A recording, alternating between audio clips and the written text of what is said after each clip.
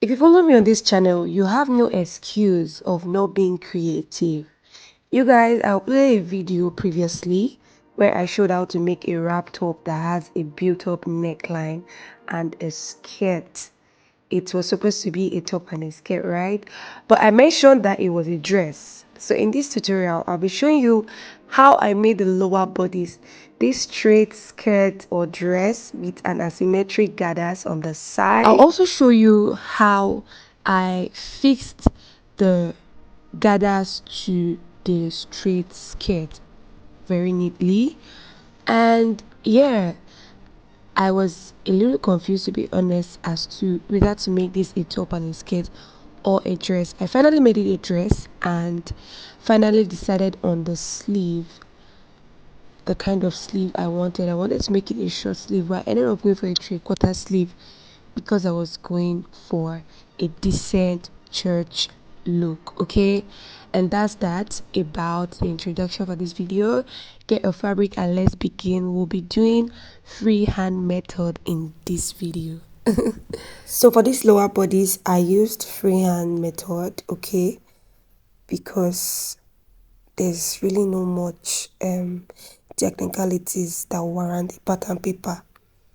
So the first thing you want to do is to fold your fabric into 2 equal parts, like you see on the screen. This part where we folded into 2 will be the back. So we already know that the back will have zipper allowance. From the edge of your fabric where you folded into 2, you're going to mark 2 inches all through and you rule across. That will now become your zipper allowance. Once you've done this, I don't know why my chalk is not so obvious, but I'll make it obvious. I'll try my best. So I'm using my index finger to highlight the line I just drew. I'm sure you can see that pink straight line.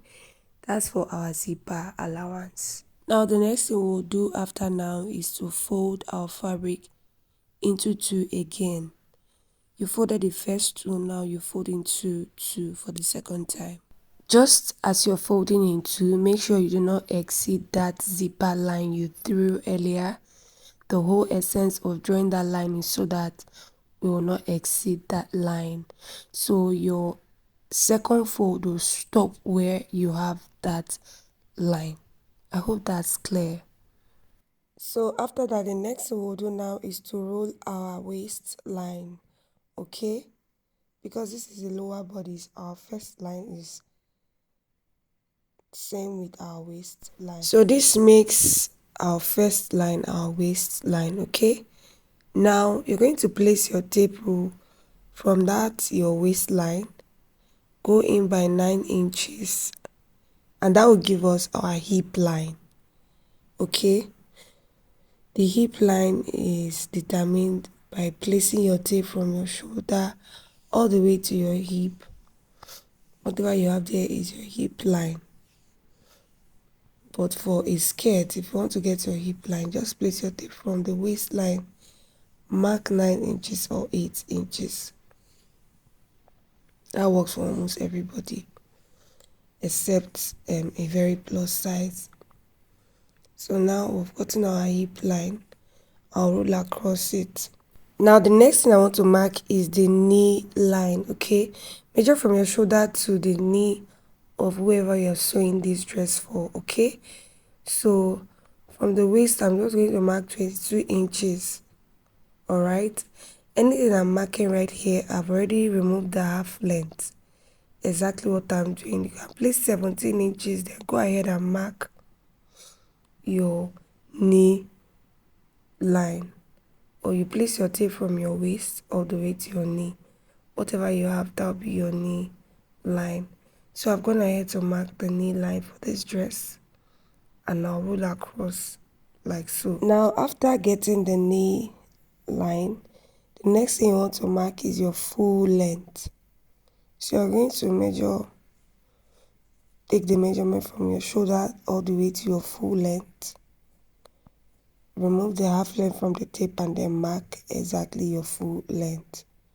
So the 3 lines we'll have is the waistline, the hip line, the knee line, and then the full length, okay? So The next thing I'll do now is to cut out the part we don't need from the length and then proceed to mark the circumferences, okay? Please make sure you do not forget to add your hemming allowance, okay? Now we'll move back to our waistline and then we'll start marking from the waist circumference. Now we're going to place our table from the center of the front, not the zipper allowance, but the center of the front, which is on fold. And then we're going to mark the measurement of the waist, divide by 4. That'll give us 9. We'll add 2 inches for sewing allowance. That'll give us 11. Now that 2 inches we added is both for darts and sewing allowance. Because the waistline is a little stretchy, we added a dart of just 1 inch and then our sewing allowance. So we'll move to the hip line. Our hip is 48. Divide by 4, that will give us 12. Plus 2, that will give us 14, and I'll mark 14 right there. Then the next thing we'll do is we'll go to the knee line.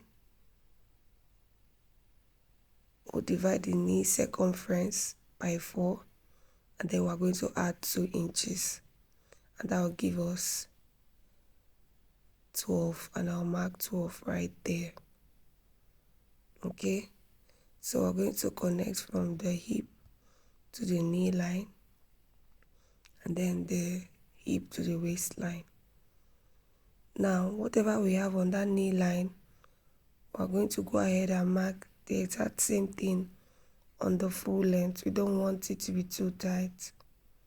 Okay, so once we have this, we are basically done with drafting the basic straight skirt. We'll go ahead and cut out the areas outside where we have marked.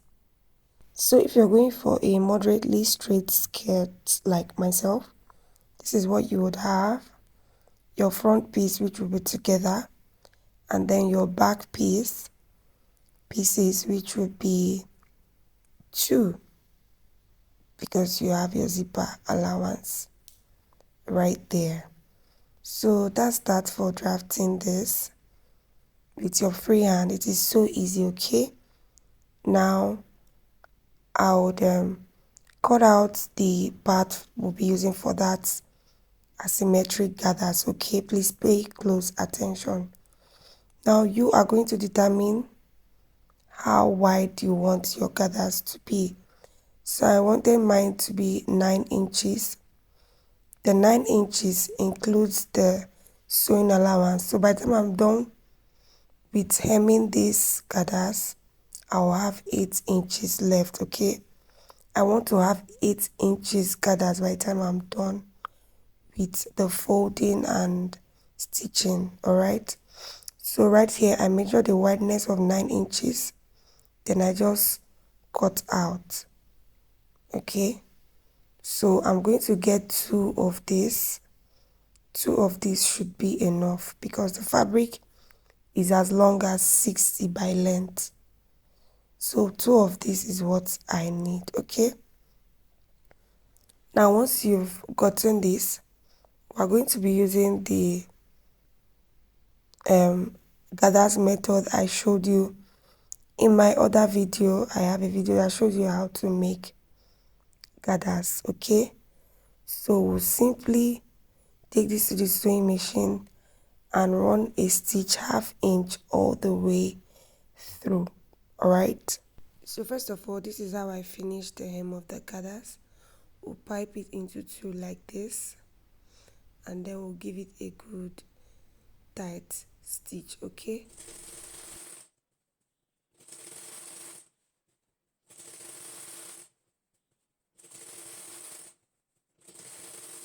So guys, you keep doing this until you've exhausted the whole of the fabric you want to use for the gathers, okay?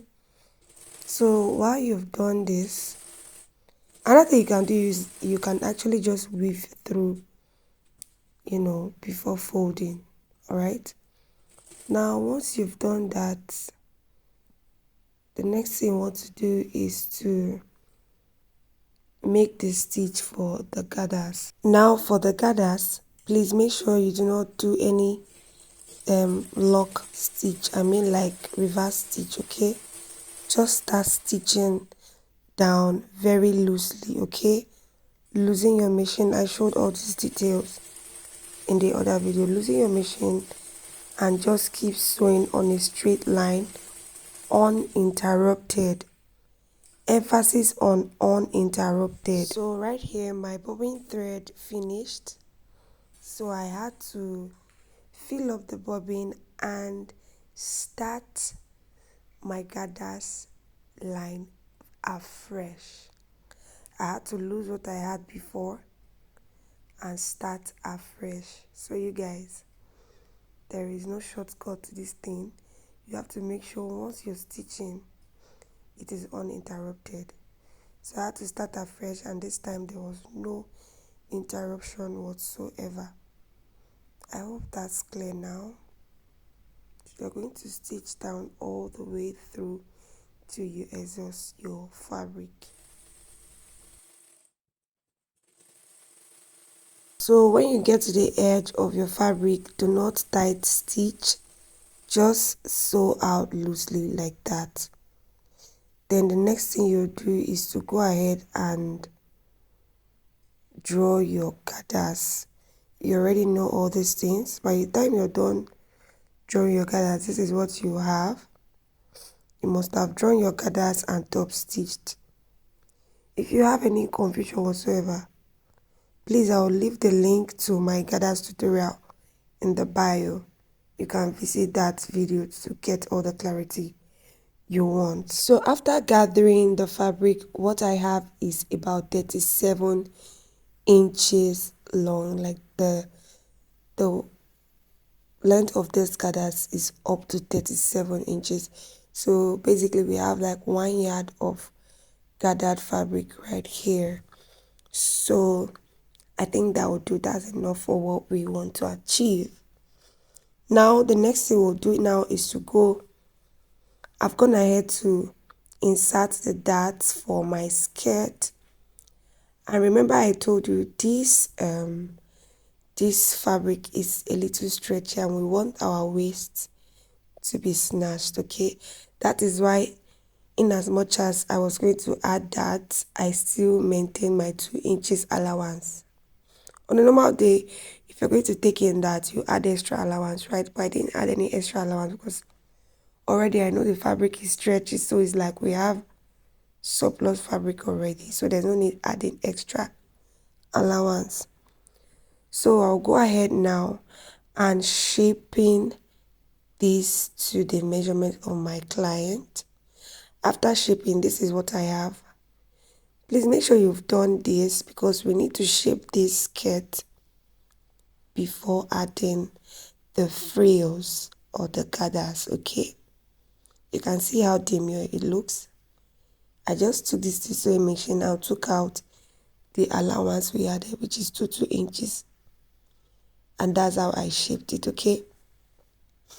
Now you get your gathers and I'll show you quickly how you can attach the gathers to your skirt. So first off, you're going to determine which side you want the gathers to start from, okay? So I wanted it to be on the left side of the dress. So I'm going to use my chalk to mark from the waistline. I want it to be slanted from that waistline then to the center of the skirt. The shape this my curve rule is giving, that's what I want to achieve, okay?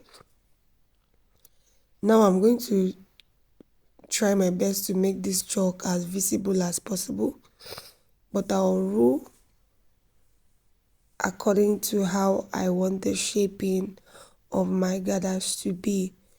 This gathers is going to run from the back to the side and then to the front and then to the side front. I don't know if that makes sense, but When I'm done drawing the chalk, you would understand. So you can see a very faint pink line.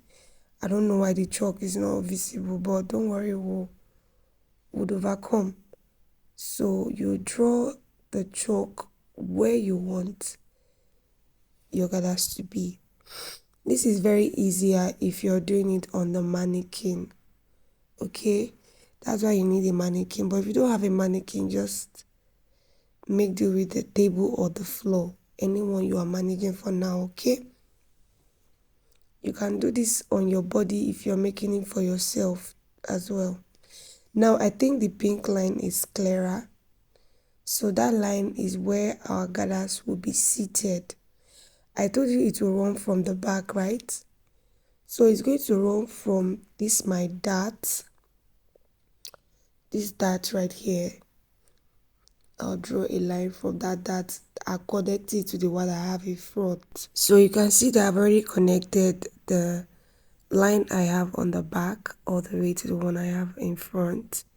So my gathers will be placed from this point all the way to the slanted point we have in front, and that is that. Here is me pinning up the gathers on this skirt. So this is how you pin up here. Get your pin and your gathers. You're going to make sure that you pin the gathers only to the back piece for the one that is aligned on the back. Align it properly on that line you drew and pin up, making sure you do not pick the front piece. Just pin up the gathers and the back piece only. You can see how I placed my hand inside so that I don't pick the front piece. I hope what I'm saying is clear enough. So this is how I'll keep pinning up till I get to the front and till I exhaust my gathers. Okay, so we're done with the back. This is how it looks. We'll proceed to the front and continue the same process till we exhaust our gathers. Okay, so just keep going. We'll keep going. We'll place this, make sure it's aligning on the line you drew. The essence of that line is to make your work easier and neater. So you align this properly on that line and then pin up. Pin up. I keep saying this. Please don't go and stitch down your front and back piece together when you see that you're going to cry. So just pin up very carefully. This is me finishing up the pinning on the mannequin. And then once I'm done, I'll take this out of the mannequin and simply stitch down on the sewing machine. So that's that about how I achieved the lower bodice. So I promised you all that I was going to show you all the process of the lower bodice, and this is simply it. Follow this process to achieve this lower bodice. If you want to make this a skirt, go ahead and add your waistband. You can even decide to change the upper bodice, do a design that you prefer. You get me? Just do something you're comfortable with. Yes, so that's that about this beautiful asymmetric. In case you're wondering what the heck is going on here, I initially wanted to go with a short sleeve, but I don't know, something in me just made sense about the 3/4 sleeve, and so I settled for the 3/4 sleeve. I promise you, it's no be small confusion. I was confused as to whether to make it a skirt and a top. I was confused as to whether to make it a long or a short sleeve. This is what happens when your client allows you to be to be creative with their dresses. Confusion go won't wound you, but no panic. So that's that about this video, you guys. Subscribe to this channel, like this video, and leave me a comment if you wish to do so. I'm gonna bye till my next video.